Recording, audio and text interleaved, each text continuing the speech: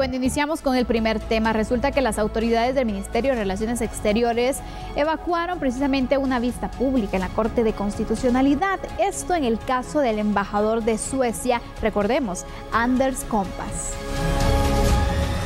La ministra de Relaciones Exteriores, Sandra Erika Jovel Polanco, compareció ante los magistrados de la Corte de Constitucionalidad para brindar sus alegatos del por qué se solicitó la salida del embajador de Suecia, Anders Kompass, la cual quedó en suspenso por el amparo presentado el pasado 30 de mayo.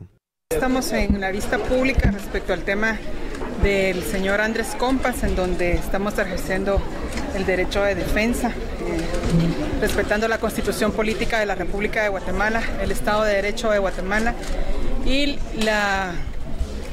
las atribuciones que le confieren al presidente de la República sobre el tema de política exterior en el marco de los artículos 182 y 183, literales O y P. Jovel Polanco confirmó que las relaciones bilaterales entre Suecia y Guatemala son estables. Como bien lo mencionaron los abogados anteriormente, no existe no debería de ser un tribunal nacional el que pues vea este tipo de casos. Este tipo de acciones se dirimen a nivel internacional y nosotros no tenemos ninguna mala relación con el Reino de Suecia. Al contrario, las relaciones con Suecia cada vez son mejores y creemos que esto se debe pues de dirimir realmente en un ámbito internacional, como lo establece también la Constitución Política de la República. A la evacuación de la vista pública, la canciller fue acompañada por varios ministros de Estado. La canciller guatemalteca Sandra Jovel solicitó la salida del embajador del Reino de Suecia, Anders Kompass, el pasado 10 de mayo del presente año. La Cancillería lo acusó de tener injerencia en asuntos estrictamente nacionales. Se argumentó en aquel momento malestar por declaraciones pronunciadas por el señor embajador Kompass. La Corte de Constitucionalidad otorgó un amparo provisional presentado por el Procurador de los Derechos Humanos, eso hay que aclararlo y decirlo. De esta manera se evitó a través de ese amparo provisional, repito, la salida del embajador Kompass de Guatemala. Ahora, una situación es que el día de hoy se realizó una audiencia precisamente para conocer cuál va a ser la resolución de la Corte Constitucional en definitiva, si se otorga o no ese amparo ya definitivo. Lo que a mí me parece, fíjate, Sandy, esto es como una novela un poquito burda. ¿Por qué? Porque aquí estamos hablando de un tema de derecho internacional público, de relaciones bilaterales. Claro. ¿Qué tenía que ver acá? Perdón, que me lo explique alguien que también haya estudiado Derecho, tú también con todo tu conocimiento, Sandy, ¿qué tenía que ver acá el Procurador de los Derechos Humanos? ¿Dónde está la violación a un derecho humano cuando esto, nos guste o no nos guste, estemos o no de acuerdo, es algo natural que pasa en varios países el solicitar el cambio precisamente de algún embajador? Dos casos rápidamente. Lo hizo Venezuela con Todd Robinson hace pocos meses y lo ha hecho Estados Unidos en cantidad de ocasiones. Pero imagínate, lo que llama la atención es de que ¿por qué entonces se tiene tanto afecto o tanta... Qué buena definición. No sé, con este embajador en específico, porque obviamente también se solicitó el cambio de otros embajadores y por ellos ni siquiera interpusieron un amparo ni Gracias nada. por recordarme eso, qué buen punto, Sandy. En ese mismo momento tú tienes toda la razón, te agradezco mucho, qué buena memoria, por cierto. En ese momento se solicitó por parte del gobierno de Guatemala la sustitución, ¿verdad? No es una declaración de non grato, eso también aclarémoslo. La sustitución del embajador Kompass de Suecia, del Reino de Suecia, y de la embajadora de la República Bolivariana de Venezuela. Por la embajadora de la República Bolivariana de Venezuela nadie dijo ni pío. Ni nos enteramos cuando se fue. Exacto, porque ya se fue, eso hay que decírselo a nuestros televidentes. He aquí para que usted sepa un poquito la doble moral a veces que manejan nuestros funcionarios públicos. Ahí el señor Procurador de los Derechos Humanos no interpuso por ella este amparo. Claro. ¿Por qué?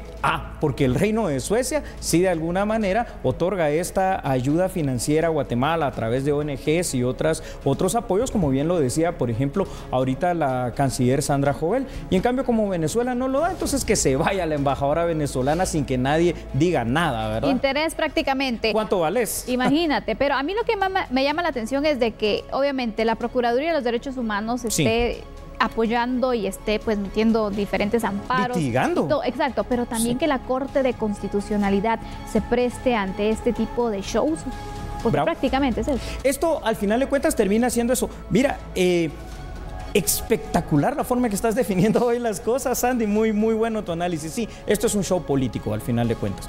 ¿Cuántas veces, en cuántos países se ha pedido esta sustitución? Es más, con el mismo embajador Anders Kompas. Y lo dicen los acuerdos bilaterales. Lo dicen los acuerdos bilaterales. Recuérdate que el embajador Kompas estuvo en una situación bastante escandalosa por algo que sucedió en Haití, ¿verdad? Con algunas situaciones, y en un país africano con unos soldados ahí franceses que de alguna manera fueron acusados, fíjate, de abusar de menores en ese país. Sin embargo, acá se le defiende, y lo que el Estado de Guatemala está haciendo en una situación muy plena, como te digo, del derecho internacional público, es solicitar y pedir que se sustituya, no que se rompa ninguna relación diplomática ni que se vaya como non grato. Esto lo hacen muchísimos países y yo no entiendo aquí cuál es la situación, cuál es el interés en todo caso de los grupos que no quieren permitir que esto pase.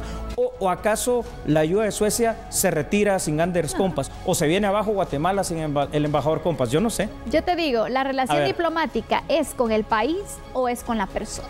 Es con el país, en este caso con el Reino de Suecia, muy bien dicho. Entonces, aquí es donde yo me pongo y me pregunto, de verdad, ¿qué tiene que ver un procurador de derechos humanos si no hay violación de derechos humanos en esto que es puro derecho internacional público? Pero además tú lo definiste bien y retomo, si me permites tus palabras, porque se presta la Corte de Constitucionalidad a estos juegos, que lo único que le hacen mal es a la institucionalidad del país. ¿Sabes por qué? Porque la política exterior, como te repito, estemos de acuerdo o no lo estemos, la preside obviamente el presidente del Ejecutivo, y para eso delega en un canciller, en este caso una canciller, ¿verdad? Y para eso el pueblo le da entonces el voto y lo lleva precisamente al Ejecutivo para que pueda administrar precisamente el Estado. Pero imagínate, este caso en realidad nos pone mucho a qué pensar. La Procuraduría, tantos casos que hemos visto que no han recibido ciertos acompañamientos. Correcto. Sí, no sabemos qué fue lo que pasó específicamente. Y aquí yo te pregunto, dime, ¿hay o no interferencia de poder? Totalmente, hay interferencia de poderes. Yo repito una situación que creo ya lo habíamos analizado acá en A la Medida contigo. Fíjate que la CC, por lo menos 3 magistrados de ellos, porque la presidenta Dina Ochoa se salva y otro magistrado también, pero hay 3 que yo creo que ellos creen que CC significa Corte Celestial y confunden las cosas, haciendo que sus dictámenes ya no sean jurídicos, sino que sean políticos. Porque aquí hay otra cosa. ¿Qué competencia tiene la Corte de Constitucionalidad? Que su mandato dice que va a ser cumplir la Constitución, que no se violente la Constitución. ¿En dónde está dentro de la Constitución el tema de las relaciones bilaterales que tú dijiste? En todo caso la tiene la República de Guatemala con el Reino de Suecia. ¿Y por qué la Corte de Constitucionalidad en todo caso, si amparó a Kompas, no dijo también, mire, pero había que amparar a la otra embajadora, a la venezolana? Exacto. O también es un juego político. Si vamos en temas de derechos humanos, aquí estamos parcializando. Totalmente. No, es una doble moral al final de cuentas. Bueno, vamos a ver qué pasa, qué dice al final la Corte de Constitucionalidad en este tema diplomático, y usted no se puede perder los análisis que le vamos a presentar en este tema, pero por el momento es la hora de poder hacer una pausa comercial. La primera, somos a la medida. Ya.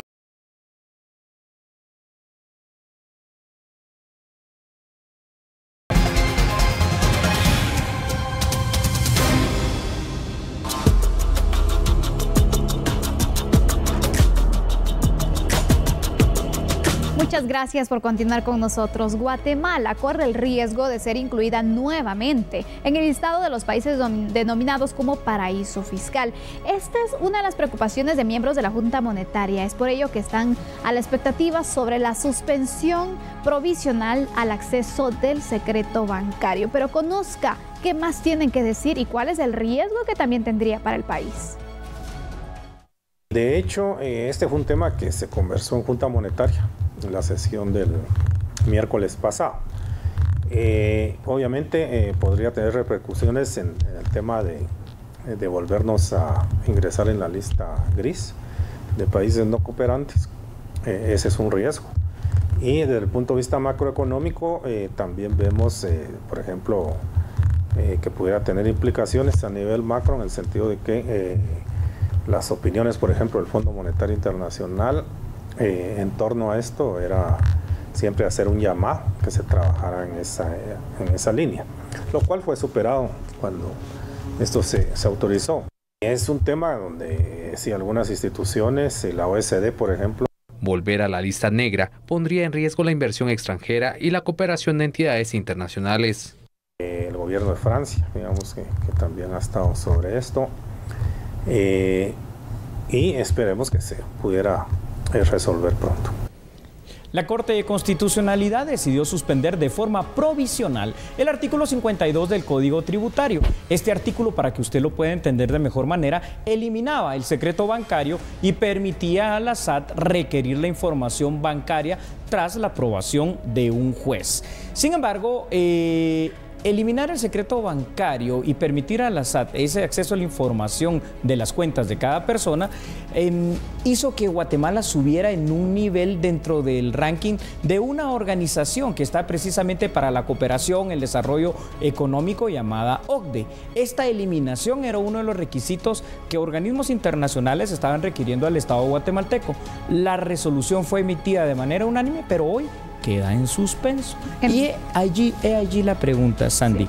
¿Cuentas bancarias selladas o abiertas? ¿Guatemala, un paraíso fiscal, podría convertirse o qué será lo que va a pasar? Mira, para iniciar con este tema yo quiero que empecemos con definiciones, por favor. Correcto, porque a veces cuando se habla de secreto bancario pues se crea un poco de confusión y la gente no sabe en realidad muy bien por qué es que ha generado tanta controversia. Claro, ¿Qué es en sí el secreto bancario? Muy bien, empecemos con secreto bancario. El secreto bancario básicamente viene a ser un derecho tuyo, Sandy, de que puedes tener una o las cuentas del tipo que sea, monetario o de ahorro, o inclusive otro tipo de inversión, porque aquí puedes tener cuentas en euros y puedes tener cuentas en dólares, de las cuales obviamente solo tú y pues por supuesto que la entidad bancaria saben, pero que nadie más, nadie, salvo casos tras investigación con orden de juez competente, pueden llegar a averiguar los datos de tus cuentas. Sin embargo, de alguna u otra manera, esto, aunque es muy bueno en apariencia, también ha facilitado que a raíz de esa secretividad se cometan algún otro tipo de ilícitos, el lavado de dinero específicamente, ¿no? O el utilizar cuentas para tercerizar y de alguna manera hasta malversar ciertos fondos que han sido públicos. He allí donde de alguna forma también esta entidad internacional le solicitó a Guatemala el poder tener ese acceso a las cuentas. Guatemala lo concedió en el año 2017, sí, pero pierdes tu privacidad. Y entonces aquí está la situación. Cuentas abiertas, cuentas cerradas, porque un paraíso fiscal es otra cosa. Un paraíso fiscal es aquel lugar donde lo que pasa dentro de las cuentas del banco es tuyo, realmente nadie se va a percatar de eso. Puedes aperturar cuentas a diestra y siniestra sin mayores requisitos y sin mayor información de tu parte. Por eso ahí es donde muchos, por ejemplo, narcotraficantes y algunos deciden tener esas cuentas en los paraísos fiscales que generalmente, claro, para el caso de América, son islas ubicadas en las Antillas. Imagínate, pero aquí hay que ver los dos puntos, los dos lados de la tortilla o los dos lados de la moneda. Correcto, Sandy. Por ejemplo, con el tema del secreto bancario, al eliminarse o no, por ejemplo, se tiene el lado positivo y el lado negativo, los contra. En el caso de la SAT, ¿en qué le podría beneficiar? Pero también cómo puede venir a afectar entonces este tema, porque es un tema muy sensible. Es un tema muy sensible y es una duda. En el tema de la eliminación del secreto bancario, la parte buena es que, por ejemplo, SAT pudiera tener la verdadera información en cuanto a empresarios, sin filtros, sin tercerizarlo y sin tener que tener una orden de juez competente, que pueden llegar a tenerla o no, para saber exactamente cuánto dinero ha ganado, devenga o tiene una persona en sus cuentas, y también saber a la vez si está pagando o no los impuestos que corresponde. Eso suena muy bien, claro, ¿verdad? Pero ¿cuál es la parte negativa? La parte negativa es que pierdes esa privacidad y recuérdate esta nueva intendencia que creó la SAT para investigación, que no parece estar del todo, ha sido un poco controversial, polémica también, absolutamente. Entonces se vuelve una especie de juez y parte, tribunal y ente investigador a sabor y antojo, y eso tampoco es bueno, porque no da ninguna certeza, ninguna garantía. Imagínate tú, los inversionistas nacionales y extranjeros dirán, no, yo no quiero algo así. Claro. Definitivamente, ¿cuál sería la recomendación principal que se podría dar, Julio, para de esta manera eliminar o no el secreto bancario? Porque yo creo que en el punto de que se decida entonces tomar alguna de estas dos decisiones, también se tienen que tomar ciertas medidas. Correcto, de control. Correcto, ciertas medidas de control. ¿Para qué? Para que no haya un abuso de poder. Algo que es lo que se le ha cuestionado precisamente a esta nueva intendencia de investigación especial que tiene Superintendencia de Administración Tributaria. creo que hay que tener una situación muy híbrida en este sentido, es decir, primero yo creo que un derecho humano, siempre nos tenemos que basar en eso, aunque aquí no tenemos quien nos los defienda y eso queda bastante claro. Un derecho humano es el derecho a la privacidad. Tus datos son tuyos y así lo dice la Declaración Universal de los Derechos Humanos. Datos, por ejemplo, de lo que tienes en el celular, de lo que tienes en tus cuentas, de lo que tienes en tu computadora, donde sea, son tus datos. Ahora, cuando hay evidencias de que algunas personas, empresas, funcionarios o quien sea, están cometiendo hechos ilícitos, entonces creo que ahí es con la tutela de un juez definitivamente poder levantar ese secreto bancario y poder investigar, pero Sandy, por los órganos pertinentes. ¿Sería la SAT? No. En parte puede ser un auxiliar. Quien debe investigar siempre es el Ministerio Público porque es un mandato constitucional. Por ahí podría haber una cuestión que dé más certeza jurídica para no violentar la ley, no aprovecharse de ese secreto bancario, pero también incentivar a los inversionistas. Interesante tema, Julio, nos faltaría tiempo para seguir hablando aquí, pero vamos a tener otras emisiones donde le vamos a dar seguimiento, porque es un caso en el que está en desarrollo todavía, sabemos entonces que no se sabe si se va a eliminar o no, pero usted esté pendiente con nosotros para darle ese seguimiento. Si conocemos otras noticias. Por favor, Sandy.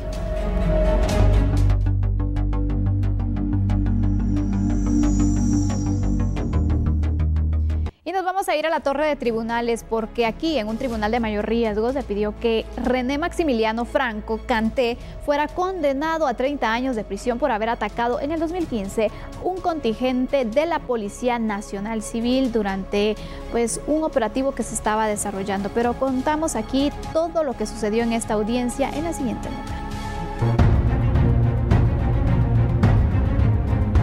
En el 2015, un contingente de la Policía Nacional recibieron la orden de un juez para realizar un desalojo de personas que permanecían en el área protegida de la biosfera maya en Petén.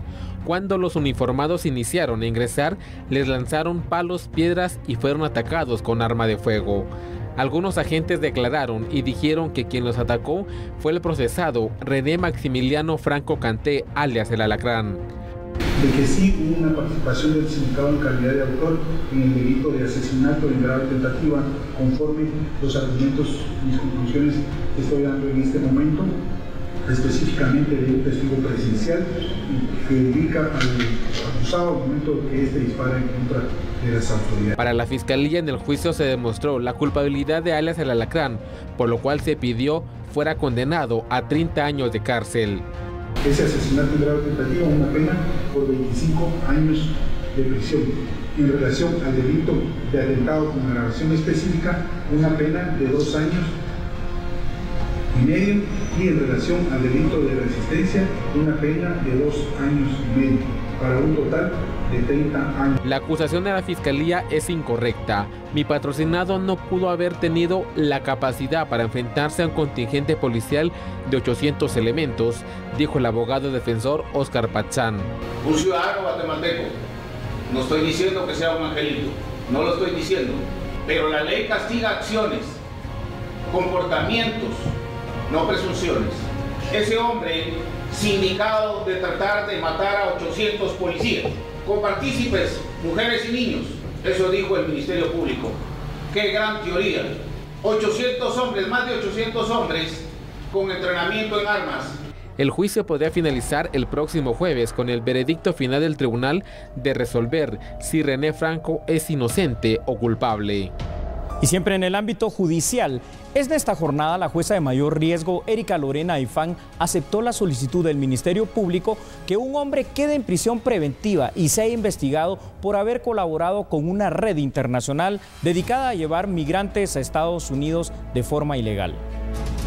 Según la investigación del Ministerio Público, la organización criminal se dedicó al tráfico ilegal de migrantes de la India, Nepal y Bangladesh, quienes pagaron de 15 a 20 mil dólares para ser llevados a Estados Unidos de forma ilegal.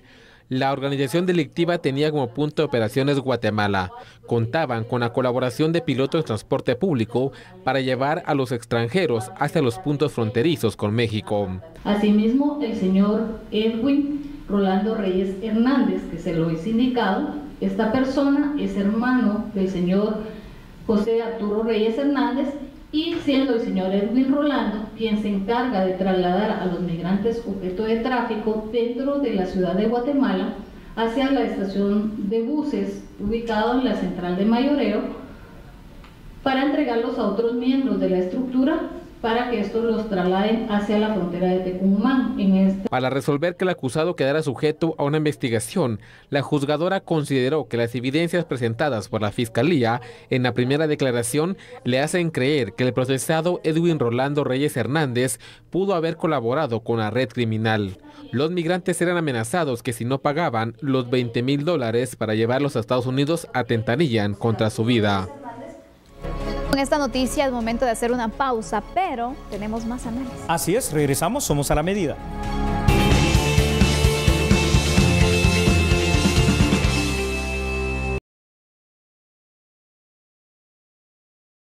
Con los salubristas, la cartera de salud precisamente informó que están anuentes a entablar una mesa de diálogo con los representantes de la salud para poder discutir el incremento de salarios. El ministro de Salud Pública y Asistencia Social, Carlos Soto, se refirió al recurso de amparo interpuesto por una ciudadana por la posible paralización de la consulta externa en los hospitales públicos, debido a la demanda de los profesionales de la salud de un incremento salarial. Lo que nos diga el juez, lo que él ordene, eso se hará. Lo que sí es que las órdenes del juez, al ordenarlo legal, y dictarlo conducente, esas medidas no se pueden echar para atrás. Si él nos dice que vamos a destituir gente, o nos pide, o nos ordena, porque es una orden, nosotros lo cumpliremos y no van a tener posibilidades ellos de volver a regresar ni negociar con ese tema. Entonces yo creo que deberían tomar las cosas, nosotros estamos abiertos al diálogo, el presidente también. Entonces, ¿para qué seguir poniéndonos en contra de la sociedad? ¿Verdad? Deberíamos estar trabajando, sobre todo para la población guatemalteca. Soto Menegaso comentó que la dignificación salarial para más de 16,000 trabajadores de la salud pública no se puede negociar en estos momentos. No, nosotros hicimos las propuestas. La comunicación está abierta, ellos la están cerrando, no debería pasar eso, ¿verdad? Son mis colegas, yo los respeto. Conozco que hay un grupo que es algo distorsionador. Yo les pido a ellos que reflexionen porque ellos son los que pueden tener los problemas más serios, ¿verdad? En la actualidad, un médico que trabaja 8 horas al día devenga un salario de 15,540 quetzales. La dignificación salarial propuesta por los galenos superaba los 20,000 mensuales. Nos ha faltado. Y bueno, como era de esperarse, también se tienen algún tipo de medidas. Resulta que la consulta externa del Hospital Roosevelt este lunes no prestó el servicio. La Comisión de Salud destaca puntos de esta situación, así que aquí se los presentamos. Médicos del Hospital Roosevelt se declararon en sesión permanente a partir de este lunes, ante la negativa del aumento salarial que solicitan. Ante ello, la Comisión de Salud del Congreso de la República indicó que estarán dando acompañamiento al Ministerio de Salud a través de una mesa técnica en beneficio del sistema de salud en general. La comisión indicó haber monitoreado los hospitales nacionales y calificaron como positivo el actuar de los médicos del Hospital General San Juan de Dios, ya que se les ve una disposición de realizar un convenio sin descuidar a los pacientes en las consultas externas. Ánimo. ¿Qué tema más difícil? El Comité de Profesionales de la Salud se declaró en Asamblea General Permanente. Los médicos de los hospitales Roosevelt y Jutiapa no atendieron la consulta externa. Según el ministro de Salud, los demás hospitales del país funcionaron con normalidad. Hay una incertidumbre grande porque se había anunciado que desde este próximo miércoles 15 de agosto los centros de salud también se iban a unir a este paro, un amparo provisional otorgado en beneficio de la salud del guatemalteco. De alguna manera ha ordenado que se garantice el servicio de consulta externa de emergencia y que en cualquier día, no importa las condiciones en que se esté, que se preste precisamente este servicio de salud, pero que además las autoridades administrativas del Ministerio de Salud puedan deducir responsabilidad tanto en lo administrativo como en lo legal a sus trabajadores, y aquí concretamente habría que decirlo a los médicos, que no presten este servicio, que fuera de un servicio es un derecho humano también, Sandra. Claro, mira, yo no estoy de acuerdo en realidad que no se atienda en la consulta externa, porque creo que todos los guatemaltecos tenemos ese derecho, obviamente, a la salud, y a veces hay muchas personas que madrugan, que viajan desde muy lejos y al final se encuentran, mire, hoy no está abierta la consulta externa. Y que hace 3 meses les dieron cita. Exactamente. ¿Y qué pasa? Tiene que esperar otro tiempo. No estoy de acuerdo en eso, pero hay que tomar en cuenta, ¿hace cuánto tiempo los médicos solicitaron este incremento y hace cuánto tiempo entonces ya no se escuchaba de ninguna mesa de diálogo, de ningún consenso? Son temas que se dejan en el olvido y que obviamente no quedan en el olvido para los afectados o quienes solicitan algún tipo de beneficio. Entonces, ¿por qué siempre pasa eso? No se retoma el diálogo. Tienes toda la razón. Y de alguna manera también aquí creo que es importante que recordemos a nuestros televidentes a la medida. El día viernes veíamos cómo el presidente Yafet Cabrera estaba afirmando que lo que pueden otorgarle de aumento a cada médico es, me parece, una situación de 2,000 quetzales, por ahí va la situación, y estaban ofreciendo un bono, ¿verdad? En este caso, cosa que por el momento de alguna forma tampoco ha sido aceptado. Hay cierta voluntad para poder negociar, pero hay que entender que tampoco las arcas nacionales están para poder hacerlo de esa manera tan amplia. No se puede solo mencionar que se va a dar un bono, hay que ver de dónde se va a sacar el dinero, y es que esa es la realidad. Eso. Y ¿sabes qué me gustó, por ejemplo, dentro de toda esta situación? Bueno, lo lamentable es que se tenga que recurrir a la parte legal y ampararse. Claro. Sin embargo, algo muy positivo fue la actitud del director del Hospital San Juan de Dios, que él no permitió que se fueran a paro sus médicos. Por supuesto que dice que apoya la solicitud de los médicos, pero garantizando el servicio de salud, que es precisamente lo que tú decías, y al final de cuentas que creo que por ahí pudieran obtener los galenos una mejor forma de negociar, en lo que tú también indicaste de buena manera, una mesa de negociación. Y aquí sí, permíteme, van a decir, qué necedad, ¿verdad?, tiene este señor con esta institución. Aquí de alguna manera sí debería estar mediando el procurador de los derechos humanos, porque la salud es un derecho humano. Y recuerdo solo una cuestión, Sandy. El amparo otorgado de manera provisional también faculta al ministro de Gobernación y a las autoridades de este Ministerio de Salud, en este caso, que pueda tomar sanciones administrativas o si corresponde algo penal. Pero yo te pregunto, aquí también se le da vía libre entonces para que pueda realizar despidos de médicos, pero en realidad despedir a un médico, ¿eso va a solucionar el problema? Esa tampoco es la solución total. ¿Por qué? Porque al final de cuentas los médicos son tan necesarios en este servicio de salud guatemalteco. Y eso afecta más que todo al paciente. Ahí está la situación. Tenemos por un lado las autoridades que se amparan, ¿no?, para garantizar el servicio de salud, lo cual es muy bueno. Tenemos por otro lado las demandas que son válidas, porque son válidas de los médicos, tú lo dijiste. Precisamente al final de cuentas en medio encontramos a la población, aquellos que vienen a veces del interior y que no saben qué es lo que está sucediendo y les dicen en la consulta externa, por ejemplo, en el Hospital Roosevelt o en el Hospital de Jutiapa, que hoy se declaró también en huelga, no lo podemos atender. Y si es una situación grave, y si es una situación que amerita esa responsabilidad también de poder verlo, atenderlo, darle la medicina, es que eso es lo malo. Es válida el reclamo de mejora salarial, sí, pero también es válido que se le preste el servicio al guatemalteco.